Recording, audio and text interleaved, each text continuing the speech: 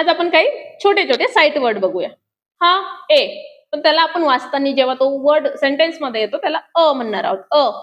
Am, and, as, as नाही, as, at, I वरनं, if, in, is, it. इथे पण आपण ज चा उच्चार करणार आहोत. Of, on, or. आता इथे डो होणार नाही, डू. इथे गो, नो, सो आणि टू. म्हणजे डी ओ आणि टी ओ याला आपण डू आणि टू असा उच्चार करणार आहोत.